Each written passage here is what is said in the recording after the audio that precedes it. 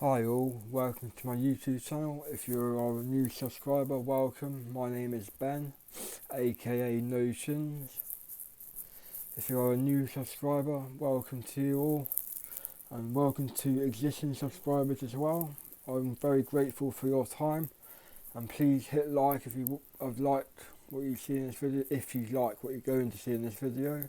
It's about my crack addiction, my former crack addiction I should say, because I'm a recovering addict from heroin and crack. Also prescription drugs such as Valium, which I've cut down 2/3 on. I've got off pregabalin, I've got off quetiapine, but I'm going back on quetiapine on Wednesday in replacement for my Flucopixel. Anyway, this video is about crack. The mental hold this stuff has over me up here is extremely powerful. I know for a fact that crack and cocaine are not physically addictive drugs, but they are really moreish, and your mind will probably never get over the addiction to crack. I think my mind will never return to normality, and I will always have thoughts of crack, doing a crack pipe. I have dreams about crack pipes some nights. Dream about getting a gram of crack and then making 10 pipes out of it, or 15 pipes out of a gram, or sort of bicarb or ammonia, whichever. And I prefer sort of bicarb, to be honest, because it's not got ammonia in, and ammonia is used for cleaning drains out, which is disgusting to smoke that stuff. But I've done it before, and I've lived to tell the tale like my mates have. So it definitely doesn't kill you instantly. It might take its toll over the years. But I recommend using bicarb if you're going to smoke cocaine. And I've injected cocaine before. You just put half, and I'm not going to say how to do it. It's quite obvious if you know how to. You just know how to do it, don't you? Anyway, do it if you want. It's a good feeling, but I don't recommend it at all because it's a highly addictive drug. Cocaine is, and crack is even more addictive.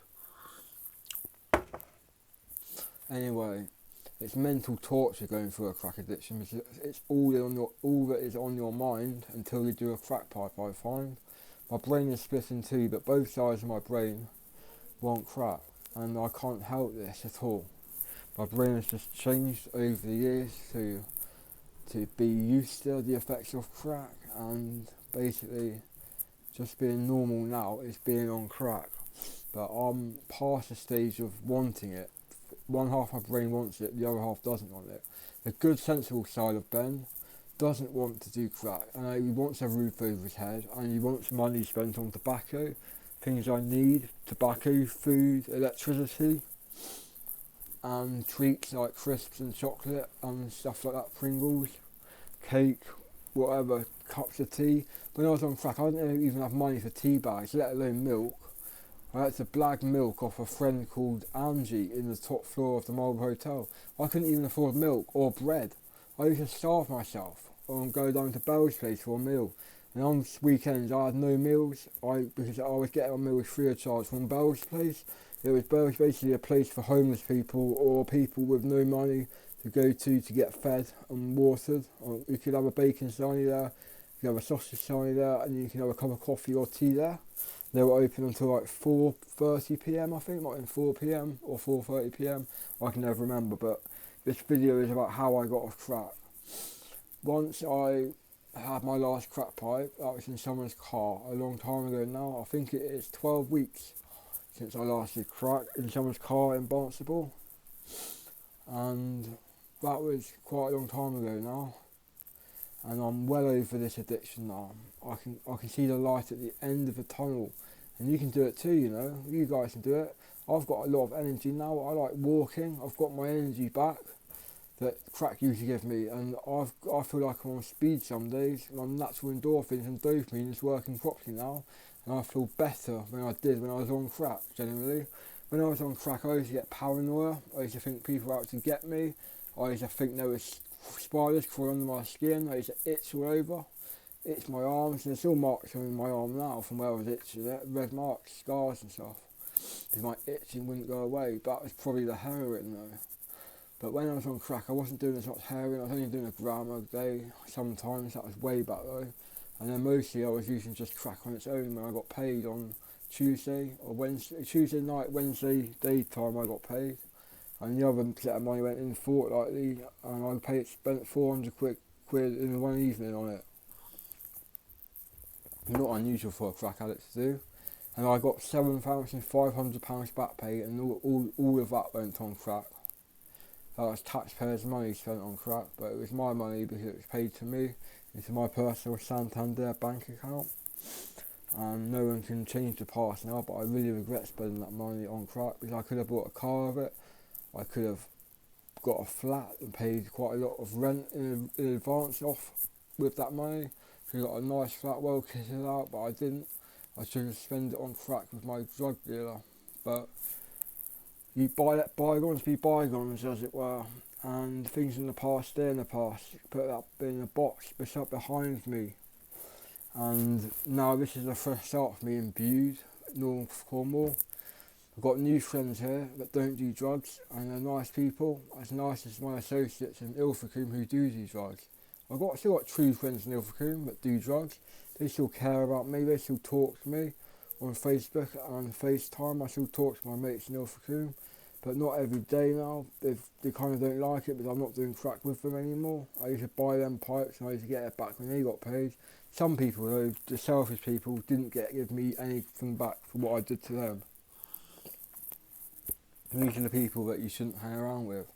People who are just in it for themselves and don't give you crack pipes back, even though you give them half a gram basically. I used to get a gram a time sometimes, and then half a gram went to someone else because they wanted to smoke with me. So I used to give it away as a good friend. And some people I didn't even get it back from, not even one pipe. They're so selfish. I hate people like this, and I'll be deleting them from my Facebook ASAP. They knew who they are. I can tell you that for a fact. If they watch this video, I don't really like you. I've got a better life now. I'd move on if I was you. I'm not coming back to Ilfracombe. Sick of some of the scumbags that live there, to be honest. Some of the people there are okay, but there's some real users and abusers there. One guy threatened to set fire to me in a car on Dartmoor because I owed him 140 quid and I didn't pay him for 6 weeks. He threatened to kill me basically. I don't stand for that, so I no longer speak to that guy. He's a dickhead. You can find me if you want. Scour abuse, you won't find me anywhere, mate. Basically, I've got off crack now, I've got off heroin now, and I don't even smoke weed anymore. I don't plan to smoke weed ever again. I can if I wanted. I could just walk out of this place and go and get some weed. It's not a mental hospital, it's just a shared house in supported accommodation. I've got my rights as a human being to do what I want when I want, but whilst this COVID-19 is above us and among us, we can't really do much. We can't go out when we want because of the lockdown. We can only go out to do exercise, and I reckon I'll get pulled over by the police if I went out now, trying to get to Ilfracombe or Barnstable to get some weed, but I don't know anyone in Bude. I can get some weed in Bideford though, but that's still 35 miles away. Now I wouldn't be able to get a bus there, as it involves going the whole ferry first and then get another bus to Bideford. And the bus times won't match up, so I'll be waiting around the whole ferry for about 3 hours probably. Too late today to do it anyway. The buses stop running at about 4:30, 5 o'clock from Holsbury to Barnstable, and I get off in Bideford if I wanted to go there, or I can get it from 2 people in Barnstable and about 3 people in Ilfracombe or 4 people in Ilfracombe. I get weed off of, but I don't really want to. It's just too much hassle for what it's worth. I might buy some CBD weed sometime, or even some CBD oil. That CBD chills me out a bit now. Now I've got no tolerance to any drugs at all other than diazepam. I've got no tolerance to diazepam apart from 10 milligrams a day, so I have tiny tolerance to diazepam. And I've got a tolerance to Flucapixel, which is my injection in the buttock every month. And that's for my antipsychotic. I'm going over to quetiapine, which is called Seroquel. And I'm going over to this because I don't like having a depot. It makes my buttock really sore and aching. And it's hard to walk and stuff because of it. It's annoying. I still pace up and down. I still pace around my room and the house, and outside I pace about as well. You might have noticed whilst me making videos outside of the place I live in Bude. I'm also pacing about, but I'm trying my best to keep still. I'm on procyclidine now, in order to take away the side effects of the antipsychotic. And I haven't been looking up all the time, which is called Ocular Crisis. There is a name for it. It's not because I'm on alcohol, it's not because I'm on heroin, it's not because I'm taking too much methadone. It's because of an antipsychotic drug called flukapixyl, and it's a side effect of the first generation antipsychotics. Looking up all the time, Ocular Crisis. You can Google it if you don't believe me. It exists. It's when my eyes roll back into my skull, and it looks like I'm on couch now on heroin. But no, people have said that to me in the past when I was in hospital. Like the guy behind the reception just said, "Fuck off, Ben." He didn't say Ben, but he said, "Fuck off, out of here now."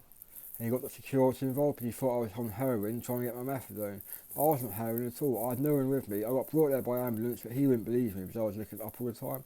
It's when I get into busy, crowded areas, urban areas like Barnstable, like the hospital. It's got a lot of people in that North Devon District Hospital because it is for patients in the whole of North Devon, Mid Devon, as well as Bude and Cornwall. It covers North Cornwall as well, remember. There's a Stratton near Bude that's got a hospital. But I'm not sure if it's got an A&E, and it won't be open all night if it has. So the only hospital we can go to here is Barnstable, North Devon District Hospital. Anyway, my crack addiction is getting better over time. I'm thinking of it less over time, so it's definitely getting better.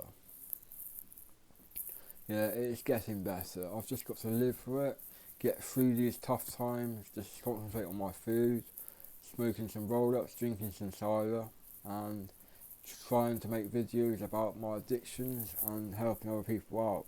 So if you have any questions you might want to ask me, feel free to comment below. If you like what you see in this video, you want to see more, please subscribe and hit the thumbs up button to like my video. Not like my channel, but like my video. Please comment if you have any questions, and I'll let you go for now. This video is over 12 minutes long now. Cheers now then. Bye everyone. Cheers.